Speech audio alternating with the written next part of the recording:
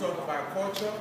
And so we talk about all those issues, and we talk about pleasures and goods that we can derive from those areas of our lives in terms of education, for instance. Education is a pleasure or is a good, for instance, in the classical Aristotelian sense, right?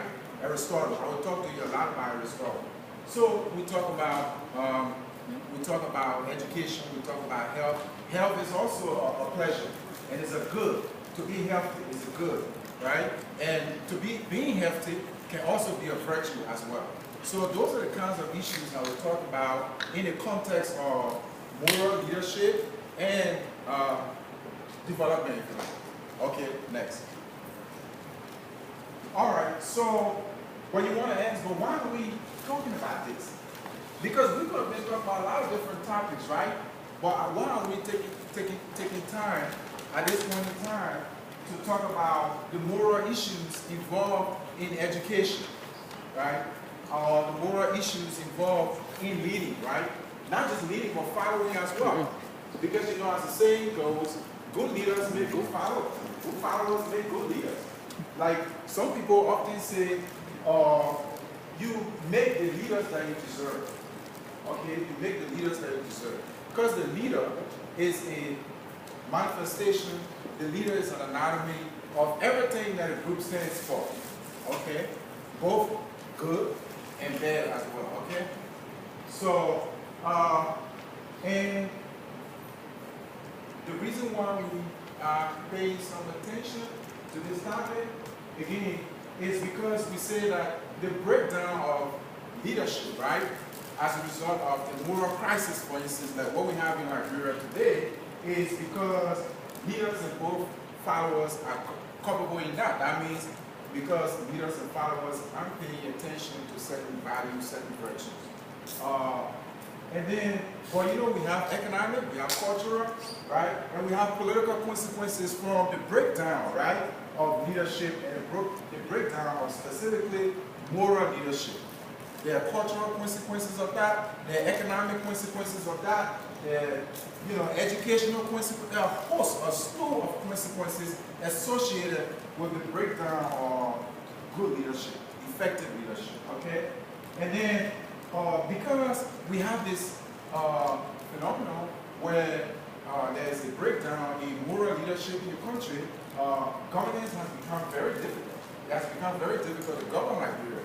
It has become very difficult to govern Liberian organizations as well, right? So because when we talk about the issue of morality, the issue of moral and ethical dispositions that leaders ought to have, this is not just an issue that confronts Liberia as a country, right?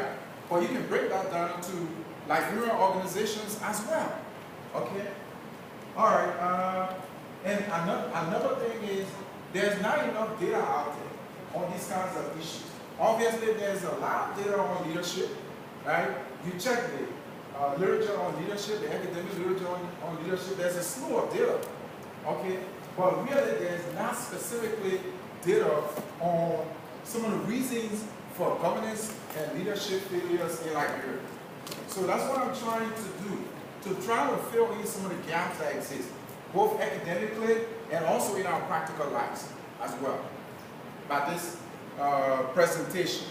This presentation, I'm hoping that it will constitute a chapter in the book that I'm working on right now. Okay, next. All right, so obviously, is that the second one right?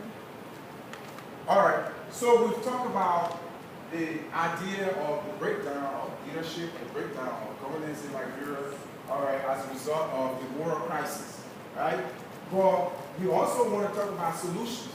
I mean, how can we identify effective solutions to that problem?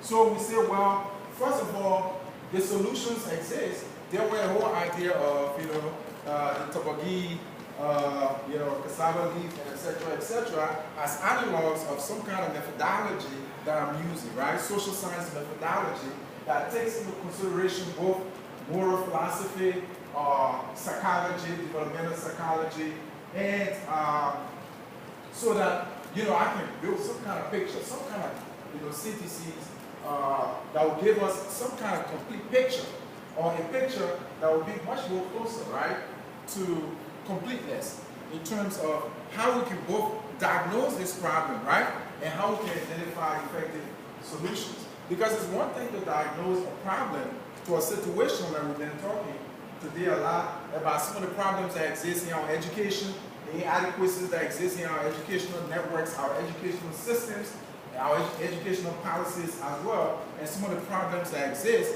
in our health delivery systems and all that. We can talk from now to judgment day about those issues. But if we are not prepared in terms of both the intentionality and coming up with all kinds of public policy and practical ideas that help us to address those problems, we are just wasting our time. So the idea being theory without practice doesn't make any sense. Okay? So now the reason why I'm doing this again, or part of the reasons why I'm doing this, is to help to provide some clarity. Because we have to be clear about what's the right way to be, what we ought to do to put us on the right path.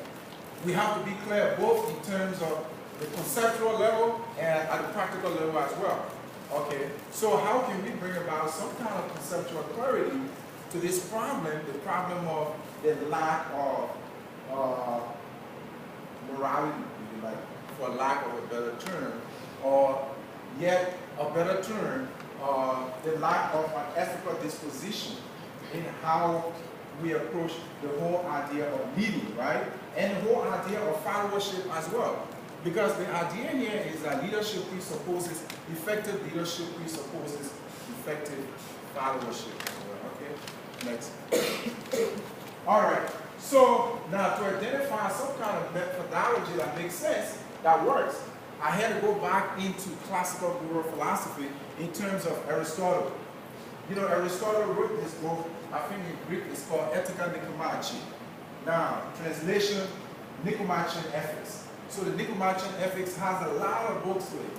But I used for one book too, because there's so many books out there. And it was just sufficient for me. But basically what I was trying to do is to try to see how I can use Aristotle's virtue ethics, right? So virtue ethics is a branch of ethics. So it makes sense to me in terms of how I can bring some clarity to this issue. All right. So what are some of the things that virtue ethics place, emphasis on? Virtue ethics talks about what? Moral character, right?